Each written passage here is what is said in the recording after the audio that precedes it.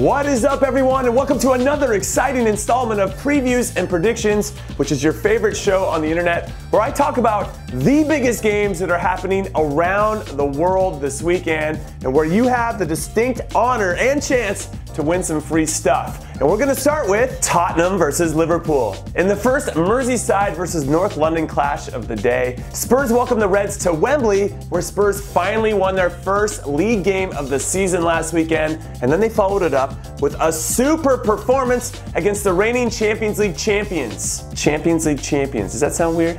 Kind of sounds weird. Well, it's Real Madrid, and they did it in Madrid, and minus some pretty impressive Hugo Lloris saves, I don't think you'd be getting carried away if you said that Spurs could have won that game.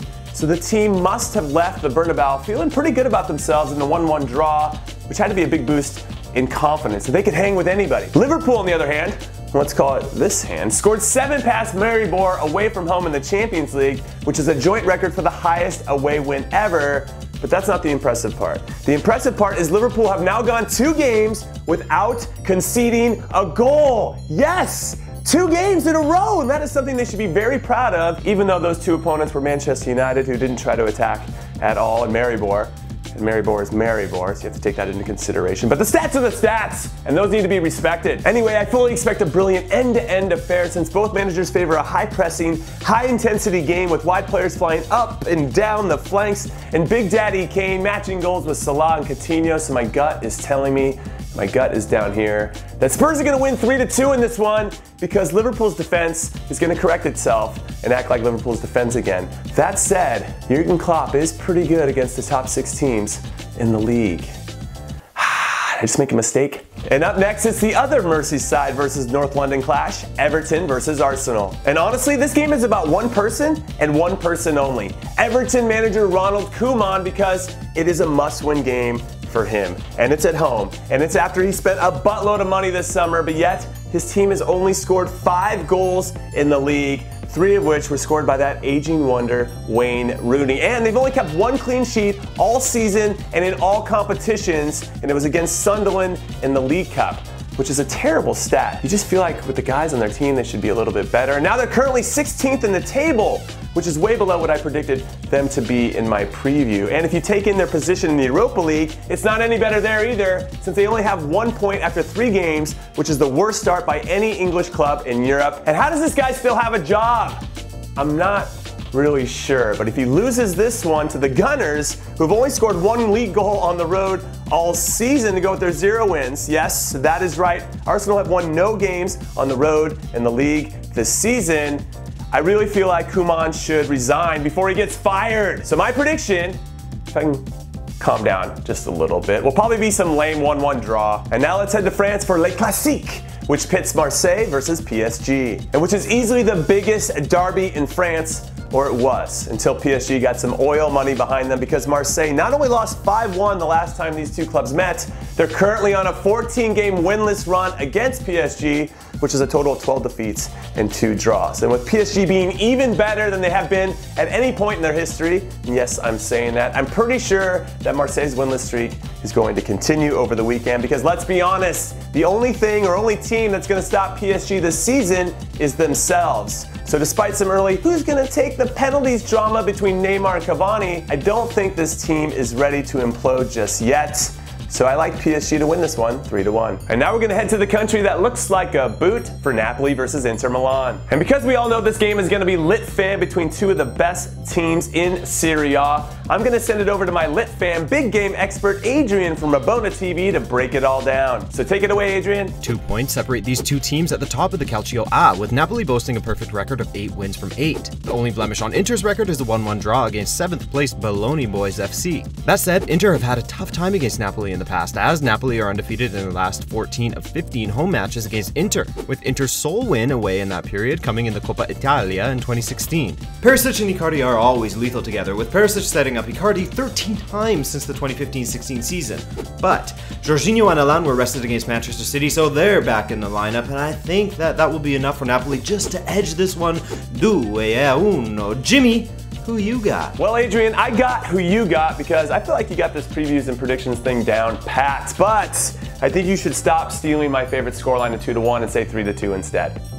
That's it. And now let's go to Spain to talk about two clubs that are one step in talent below the big three in Valencia versus Sevilla. Now, even though Valencia might not be able to keep it up over a full season against the likes of both Madrid clubs and Barcelona, they're currently in second place because their form, especially in the attack, has been incredibly impressive. They've scored 21 goals in 8 games, which is 12 more than the team they're going to host this weekend, Sevilla. And unfortunately, Sevilla are coming off their biggest Champions League defeat ever away at Spartak Moscow 5-1. So traveling to Valencia, who have scored 17 goals in the last 4 games, isn't probably what they need right now. So I like Valencia to take advantage of a wounded and sad Sevilla and beat them quite soundly 2-0. And now let's leave the Iberian Peninsula to go up to Holland for De Klassieker between Feyenoord and Ajax. So heading into this massive derby, both teams have identical records in the Eredivisie. They both have 16 points from 5 wins, 2 losses, and 1 draw, and they've even conceded the same amount of goals with 6, though Ajax has the slight advantage in goals for. Also, they're both 5 points behind league leaders PSV Eindhoven, so a draw on this one would most likely put them 7 points behind PSV, since PSV host Heracles at home, which is going to be an easy 3 points for them, which means both clubs need to win this to keep pace with PSV, which means, despite me saying PSV a ton of times, emotions are going to be riding high in this one, and because this derby is one of the most violent in the world between the supporters, I sadly expect something bad to happen. So if you're a Feyenoord or Ajax fan watching this, please, I encourage you, more hugs and warmness and less blows and headlocks. Is that cool? I hope it's cool. Also, I think this one ends 2-2. And next up, we head to Germany for Eintracht Frankfurt versus Borussia Dortmund, because I want to see how league leaders Dortmund respond after having a pretty disappointing week that saw their 41-game unbeaten home run and 2017 league unbeaten start come to an end by RB Leipzig, and after their embarrassing draw against Apoel in the Champions League, which now puts them in danger of not making it to the round of 16. But there is hope for the black and yellow in this one, and here are 2 reasons why. 1, only 3 of Frankfurt's 13 points this season have come at home, and Dortmund have yet to lose on the road this season. And 2, Frankfurt have not won back-to-back games all year, and since they won last week, this is another reason that I think Dortmund will win this one. And yes, it's coming. Here it is. 2-1. And yes, I know that's my favorite scoreline. Get off my back. I don't care what you say. It's going to be 2-1. It's going to be 2-1. I know it. I can feel it in my bones. And now here are the rest of the games that I'll be keeping my eyes on this weekend.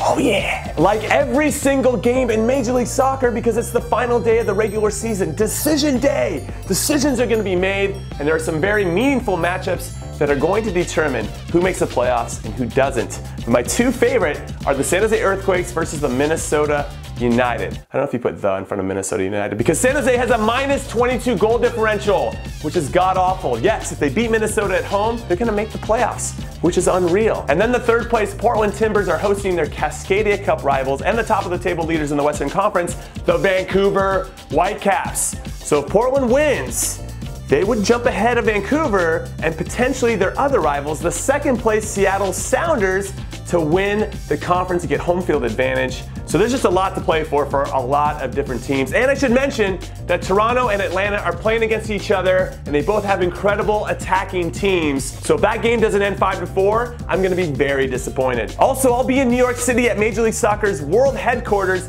doing the pre- and post-game shows for all of these games. So come find me at 3 p.m. Eastern on Sunday. I'll put the link in the description below, and then you guys can come heckle me in the chat, which would really be awesome. I'd love to see you guys in there. Also, I'll be keeping my eye on Tigres and Toluca, because even though Tijuana is my favorite Liga MX club, Tigres is probably my favorite to watch, and with them underachieving in 4th because they have so much talent, they have a chance to jump up a spot if they can beat 3rd place Toluca this weekend, and I think they'll do it. And finally, in another fierce rivalry this weekend known as the Intercontinental Derby, Galatasaray welcome Fenerbahce to the Turk Telekom Arena, which should be a good one, just because it's a big derby. But I think this one will be even better than usual, because even though Galatasaray are currently on top of the Turkish Super League with 7 wins out of 8, they lost to Fenerbahce in both fixtures of this derby last year. So you know they're going to want some revenge. And alright, that is it. That is all I got. So check me out on MLS's social media channels this Sunday at 3 p.m. Eastern. And oh crap, I forgot that you guys needed to pick the right score for a game. Let's make it the Marseille versus PSG game. Give me the right score and you'll be entered to win a Warm Baller Starters Kit that comes complete with a t-shirt, a hat, and some stickers. Good luck, and later.